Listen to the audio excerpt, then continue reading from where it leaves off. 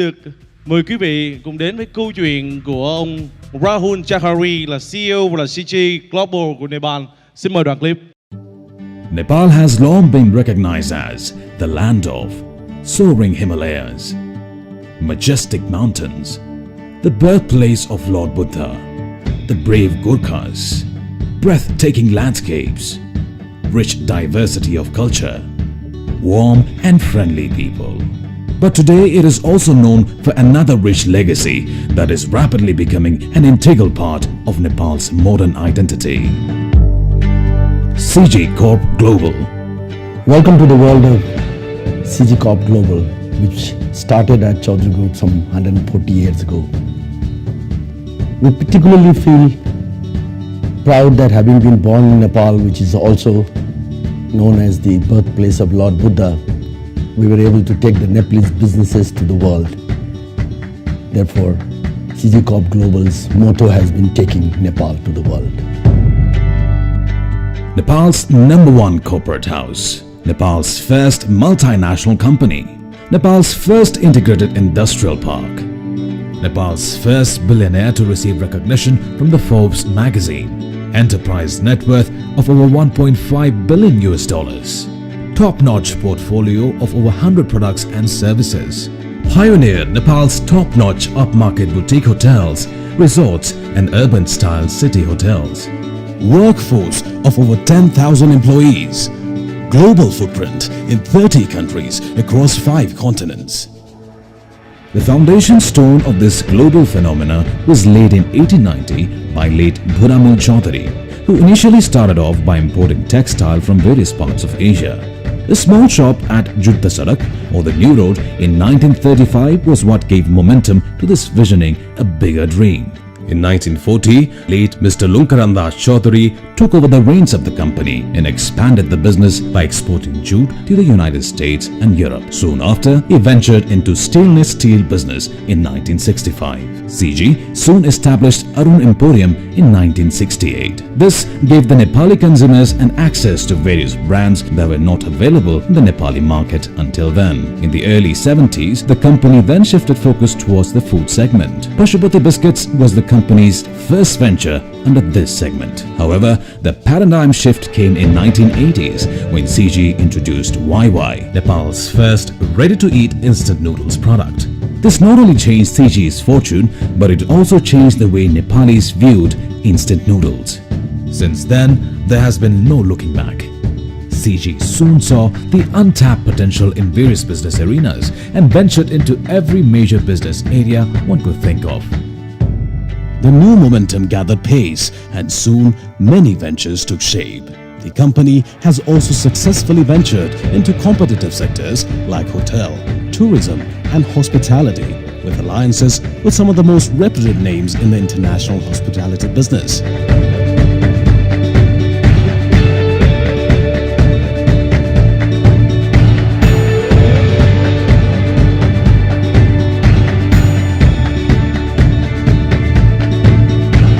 Including Taj Hotels and Resorts, Alila, Jetwing and The Farm, among others.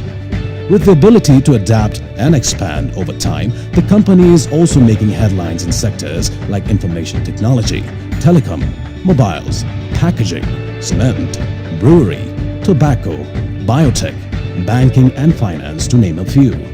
CG Financial Services is comprises of CG Finco, United Remit, United Finance, United Insurance, ePay and Nabil Bank offers a wide array of world-class financial services.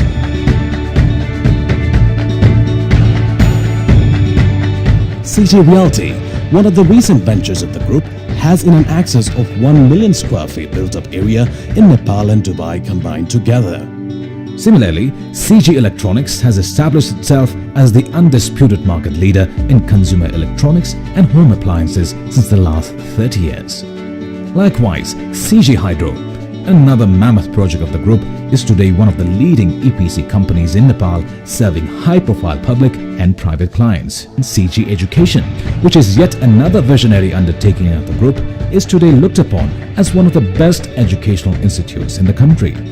CG today boasts of a colorful bouquet of 76 brands and 122 active companies blooming under its widespread wings, with footprint in over 30 countries and alliances with some of the most reputed brand names. CG Corp Global is making waves at a global scale. The Chaudhary Foundation is one of the most dedicated and active departments of the company. The company has always taken the responsibility to work for the betterment of the nation and its people, and has undertaken various initiatives from women empowerment, employment generation, disaster risk management, livelihood and skill development. After the major earthquake of 2015, which left the entire nation in widespread devastation and chaos, Chaudhary Foundation has stepped in a big way and has dedicated itself towards the relief and reconstruction process. Along with its global partners, the company has committed to consistently work towards improving the lives of those affected. It has committed to build 10,000 shelter homes for those made homeless by the earthquake and 100 schools damaged in the disaster. We've always wanted to create a responsible company, not towards the country where we operate, but also more towards the people. I like to take the example of the earthquake that struck Nepal in April 2015, which left more than 700,000 homes down and more than 30,000 schoolroom classes unusable. We are proud that today some of the world's most respected foundations and corporations have joined hands with us.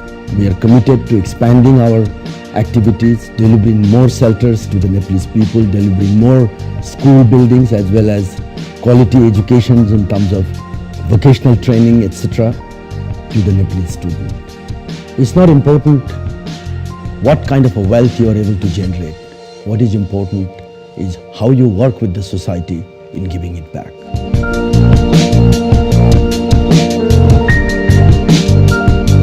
CG Corp Global. Thưa quý vị, chúng ta nghĩ lớn và tìm ra câu trả lời cho câu hỏi làm thế nào để thay đổi cuộc chơi, How to be a disruptor. Xin được mời lên sân khấu ngay bây giờ Mr. Rahul Chaudhary, CEO and CG Global. Please come to the stage. Quý vị thân mến, và trò chuyện cùng với Mr. Rahul Chaudhary, xin trân trọng kính mời bà Đường Thu Hương, Tổng Giám đốc Công ty Truyền thông Tương tác Forbes Việt Nam.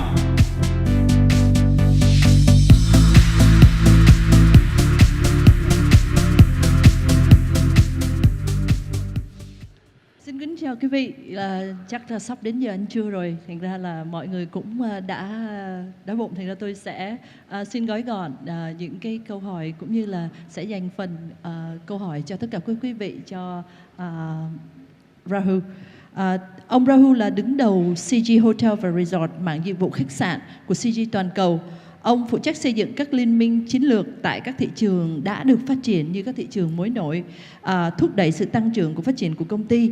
CG Hotel Resort có một lịch sử tự hào về những liên danh thành công trong lĩnh vực khách sạn với các đối tác quan trọng và sở hữu một số tài sản mang tính biểu tượng nhất trên toàn cầu với một số thương hiệu và khách sạn hàng đầu trong thập niên qua như Taj, Alila, Jaswin, Radisson, The Farm, và có những thương hiệu riêng của CG đó là Fan, Summit và Danh.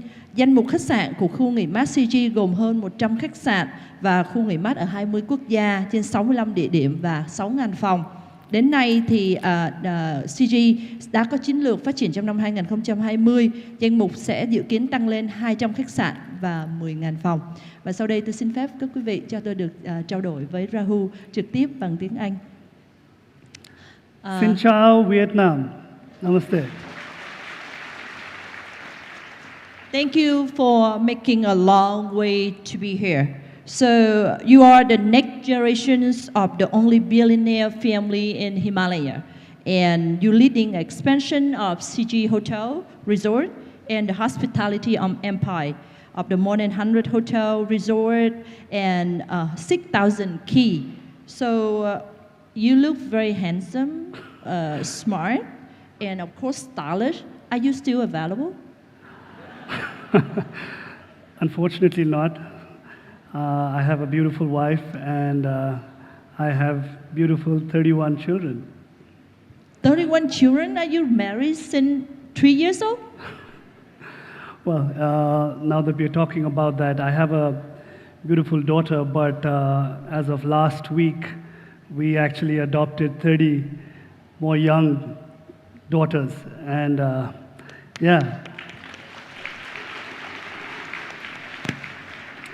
And talking about that a little bit, I don't know if many of you are aware, but a few months back, there was a very unfortunate incident that took place in northern India, whereby a 6-year-old girl was brutally raped multiple times and she was murdered. And this has been going on in the news for a while now. And last week, when I was in Nepal, I had just forwarded this link, which was in support of a movement to do something about this unfortunate event, for the government to take the necessary steps for justice. And when I sent that to my wife, I didn't realize that it would create such a big impact on her life itself. I mean, literally for 3 days, she was depressed and so unhappy. I mean, I can understand the feelings and emotions, being a mother of a daughter herself.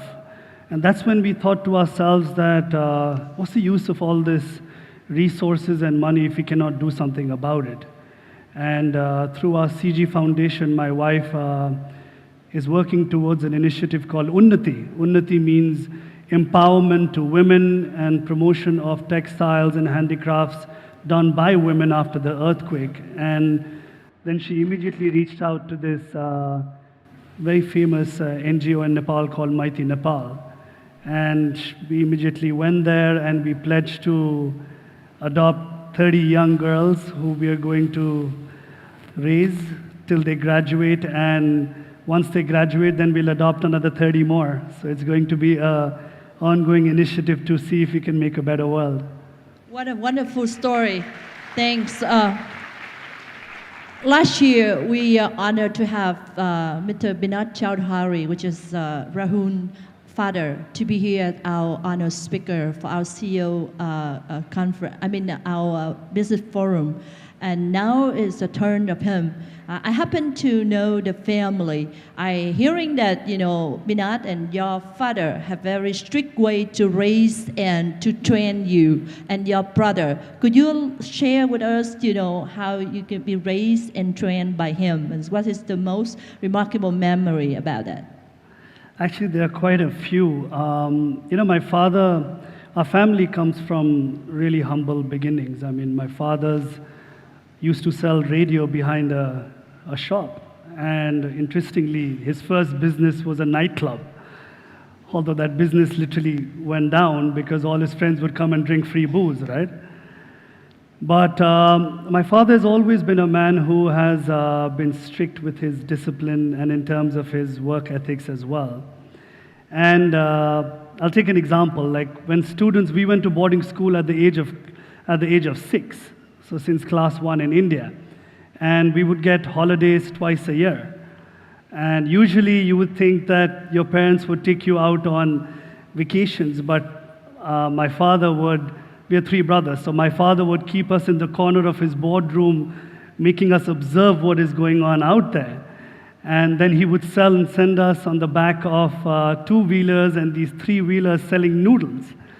I guess that's a way from him to let us know the dignity of labor as well as the hardships of starting from the ground up. Many a times people would say that you will become the COO instantly in one day. But then I would say, why do you say COO? Because you're a child of the owner. And another incident I'll tell you is when I was in New York, this incident actually literally turned around my life in terms of how to do a business deal. I was 19 or 20 when I was in college, and I was doing everything possible in my power to stay in New York, right? Live the American dream. And when I was in college, I was studying less and I was trying to find deals more to try and close those deals. So there was a deal that came about in New York City. And I remember I was staying in a hotel there on 6th Avenue, and a small little room, and I'm trying to do this multi-million-dollar deal, being a college student trying to do it. And my father, literally, everything that could go wrong with the deal went wrong. And I mean, my father obviously, towards the end of that deal, it took me almost a year to close that deal, and it was not easy.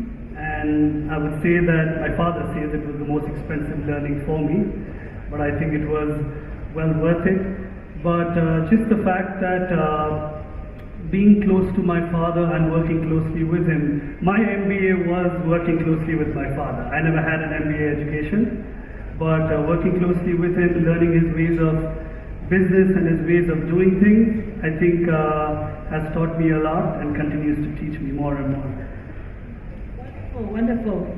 So being a son of a powerful and rich billionaires in Nepal, so what is impact in your career?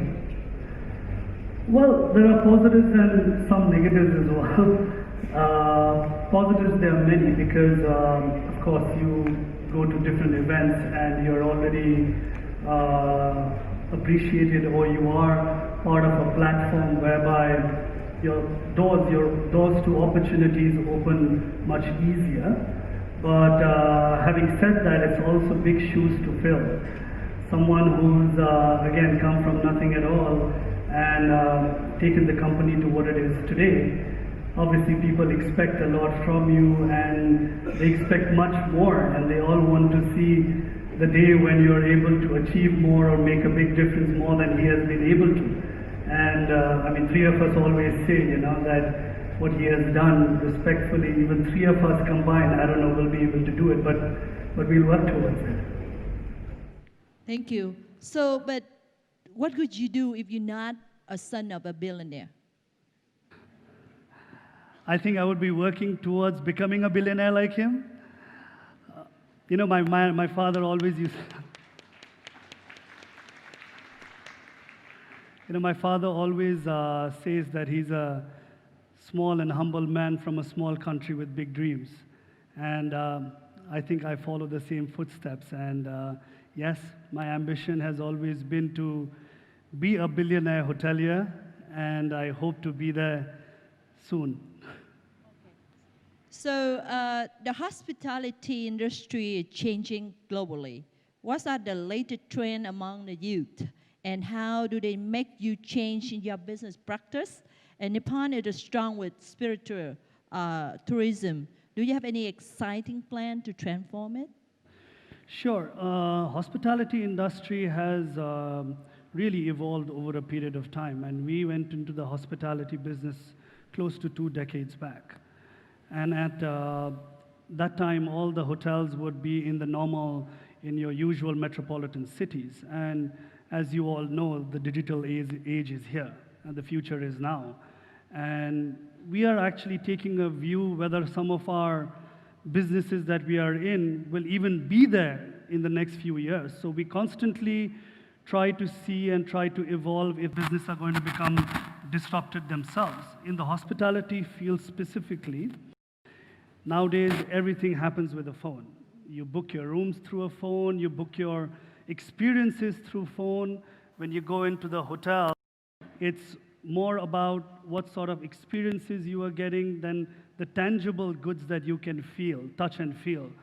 So we are now in the process of creating new brands which are going to be more meaningful to the uber cool youth that are all here, the millennials that are here today, where they aspire to go to a hotel with connectivity, with easy access to different services, with easy access to booking.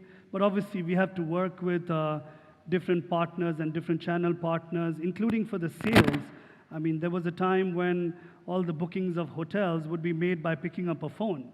But now most of the bookings are done over your telephone itself, and this even comes to your OTAs, your online travel agents. Many of the brands nowadays are investing a lot heavily in their softwares as well as their customer service applications. But we can see that without OTAs, it's quite difficult for a business to survive. So it's become such a huge community of digitization that one has to keep thinking about new and innovative ways to bring your clients and keep your clients and make them loyal to your business. And with regards to your question on spirituality and tourism, as you saw in the video, that Nepal has a huge spiritual offering, and it is the birthplace of Lord Buddha. And apart from it being it was the only Hindu kingdom in the world. And I know that a lot of you are Buddhists, so we have now charted out a plan to do hotels in Lumbini, in also Bhutan, which is another spiritual destination, also in India along your Dharamshala, along your Varanasi and Bodh Gaya. And now we are in talks with some very interesting people here. I know she's here somewhere in the crowd for even doing something in Vietnam. So let's see. We hope to keep doing something in spiritual destinations. So you have been involving in the mission of creating new Nepal, and it's had to repeat in the video. Tell us a little bit about it and why new Nepal, why now, and what action will be taken and what are expectations? Well, I'm not sure you guys know, but we've had almost 22 prime ministers in 25 years. Well, it's quite unfortunate, but I think we've come to a point in time now in Nepal whereby we have a constitution that is written and adopted. And we have now, I think we have a stable government, we have a coalition government, and which is poised and has a clear plan of action in terms of direction of where the country is going to grow. And I mean, we have huge resources in Nepal. We're the second largest water resource country in the world. And apart from that, tourism is a huge, I would say, a huge driver of the economy. New Nepal, why? Because for the past 15 years, you see all the youth leaving Nepal. And they're all going to different parts of the world. And I didn't blame them then, because obviously you couldn't offer them the opportunities that Nepal can offer them now. But this is the turning point in our country where you have the first mover advantage, population of over 30 million people, and constantly new opportunities are coming in. So I don't see a reason why the youth cannot come back to Nepal and do what they were doing outside. So it is a I would say, a revolution for young people like us who are there, who like to be in different fields and also try to generate employment in Nepal itself. And that another initiative coming from that was actually the Prestellar Venture, which I was discussing with you, and my brother and my managing partner, Ravindra, is also part of the crowd here. One of the driving forces of creating the Prestellar Ventures was actually to also draw in Nepalese entrepreneurs. My father, about a year back, went to Silicon Valley, and this was not a field that we were in. And he discovered about this whole new business altogether of startups. And you know, one tweet he sent he tweeted, and he just said that he would like to create this fund focusing towards Nepalese. And within 2 days, he was getting thousands of ideas coming to him to invest in these startups. And within a period of 1 year, now we have the Prestellar Venture going. We've already invested in 3 pre-Series A startups. And that's why we are here as well, because we feel there is huge opportunity in Vietnam and in the region. And just by spending time with just a few of you in the past few days, I mean, we are just amazed by the knowledge, by the ideas, by the energy, and just the opportunity. So Vietnam, we are here, and we are here to stay. We would love to talk to you all and see how we can find ways to work together. Thank you, thank you. So since you touch on the word startup, which is a very hard word nowadays in the world, especially Vietnam. So what are the opportunity and challenges for the young people who are passionate about startup for their own business? So what is the advice that you should have for them? Well, you know, there are so many innovative ideas that emerge nowadays. Firstly, I will say that if you have a good idea, please don't let go of that idea till it becomes a reality. That's number one. Number two, if you have a good idea, you should always have a good execution plan. Because an idea without a good thought out plan that can be executed is not worth it at all. Nowadays, you see so much of money flying all around the place. If you have a good plan, I think money will follow you. And we have seen that wherever, whichever part of the world we have been to. And I think that's going to continue to happen. We usually focus on startups or pre-series A startups which have a complementary effect towards our businesses and our business verticals so that we can add value to those startups and the startups can add value to our business as well. And another benefit that on the basis of which our company started the Prestellar Ventures is our network where we are in over 30 to 40 different countries where we can take you to those countries. So new doors open, but bottom line, if you have a good idea, it should be backed by a good execution plan and money is going to follow you. So there should be no issue at all. Thank you.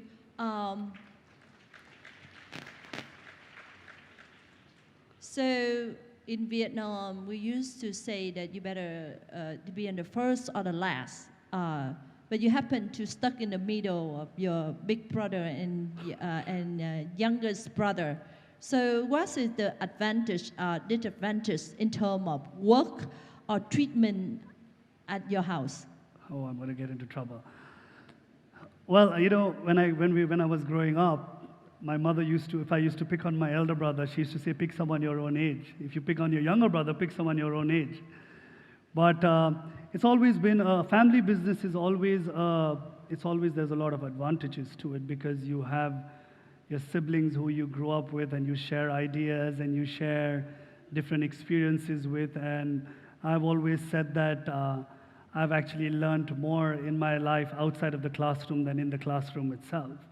And when you have a younger and elder brother, you get different perspectives all the time. One comes from a more protective background and more from a protective way of looking at things. And the younger one comes from a more, I would say, erratic but newer way of thinking things. And all three of us have different qualities, but the most important thing is that we are all aligned in terms of our group's vision and strategy. And we always take in from what I may not have, they may have, and what they may not have, I may have. But being in the middle, I feel like I'm definitely the protected one, now more so.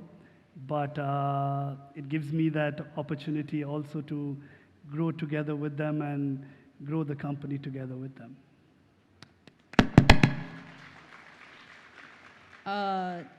Now we know that you are friends of Forbes Vietnam, but you're not available anymore. You have 31 kids. It's a little bit overwhelmed. And you said you will go to Vietnam despite the other issue that you know that here we have a beautiful people here, so very dynamic people in this room that you can see the atmosphere. So could you have any specific plan in terms of, you know, doing business in Vietnam, and could you go a little bit more detail if any? Sure. You know, our group, CG Corp Global, has always worked around a business model whereby we've entered markets that have just come out of conflict or come out of crisis. You know, they say where there is war, there is opportunity. Giving you an example, we went into Sri Lanka in the hospitality business when even Sri Lankans would not invest in the hotels there. Likewise, we are in Kigali. They have just, I mean, all these markets are now booming, and there is, like I said, there is a first mover advantage, and it's been through its fair share of issues, but we see the opportunity in Kigali as well. It's an emerging market. And we've been in the Indian subcontinent and Southeast Asian market for a while, and we've been keeping a close watch of Vietnam. And we can see that the market is really emerging. It's opening up for the international community if it hasn't already.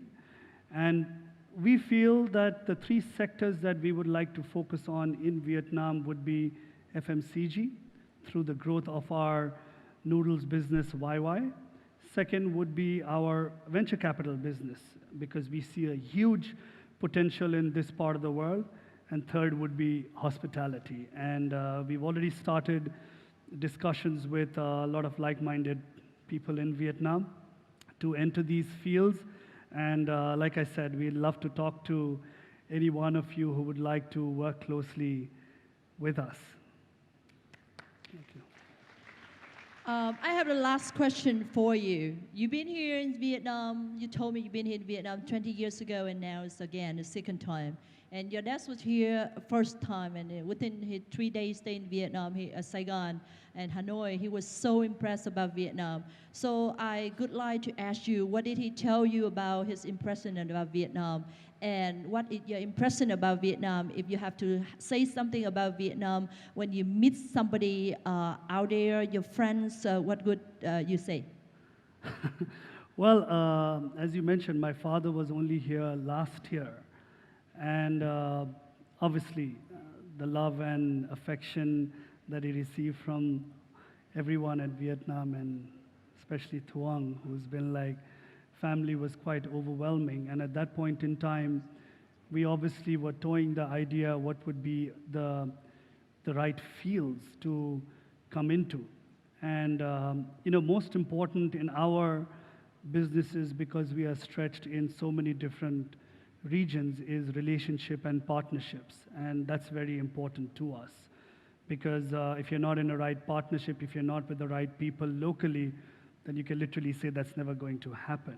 And we've always felt, since my father's first visit, that Vietnamese people are very honorable, they're very hardworking, and they just need the right door to open for them to be able to take forward an idea or a business prospect. And I think I'm here after a year, which obviously shows our commitment to Vietnam itself. And I think the people in Vietnam have welcomed us with arms wide open.